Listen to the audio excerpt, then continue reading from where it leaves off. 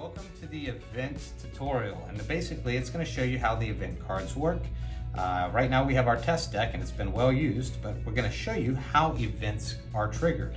The way these work is you'll have a stack of your event cards, you'll shuffle them up, and each event will be triggered depending on when a card enters the neutral area. Not at the beginning of the game, you set the board as usual, but during the play of the game, every time a draw is placed, and in some cases, even when a faction card tells you to place one in the neutral area at the end, that can trigger an event. So let's pretend that these cards were in the middle and that the next card, that we moved a card and it drew a new card. If the next event card was a religion card, it would trigger an event. And this is where we talk about basically the types of event cards. In this case, it's called a long-term disaster. Long-term disasters are going to remain on the board for long term. You can tell by how they're colored in, they're dark. It's got that kind of pink look in it. And so if another card was pulled, in this case you have immediate influence. Now see how they're white. Basically these will immediately happen. It'll influence the board in some way, sometimes positive, sometimes negative, and that card itself will then go away. So this would stay and this would go away. You also have what's called permanent benefits. Now there's a few of these, there's not too many, I think there's 4.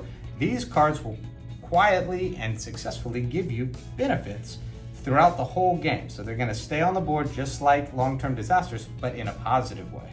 And then finally you have community impact. Now these events are specifically designed around the community itself. So an impact would be an underground related, it would trigger by the underground, but it would be related to a specific card. So lots of these will work like that, to where this card, this blue or law enforcer, will be the community that gets impacted by this particular card. Some of these are quick and some of these might stay on the board, but we'll go through all that now. So without further ado, let's play a few events. We're gonna play a game, we're gonna fast forward to the events that happened throughout that game and show you some of the events in action. Okay. So we have an event. Gray that triggered Apocalypse. Oh god. Great. Okay. So if we ever didn't want one, this would be the one we wouldn't want to show in a game like this. Count all recruits and loyalists cards on the board. If the number is less than 10, players choose to keep 2 cards and protect. If it's less than 10, between 10 and 20, players can keep 4. Kill the rest. If the number is greater than 20, you get to keep 6 cards and kill the rest. So essentially, this is a one-time card.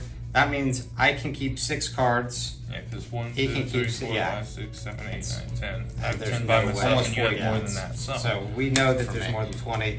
I get to keep 6. And end of turn. Which triggers an event. Another event. Here we go. Protest. So protest says draw 1 community card and place in the neutral area. If it's odd, so this is a community impact.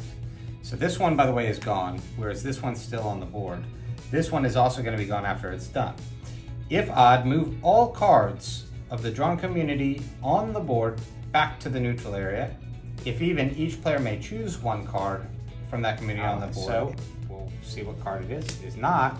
It is odd. So each player may choose 1 card from that community on the board and move to allies. No. Move all cards from the drawn community on the board back to the neutral area. You want to talk about the BS of BS, Apocalypse, and that back to back. What is this?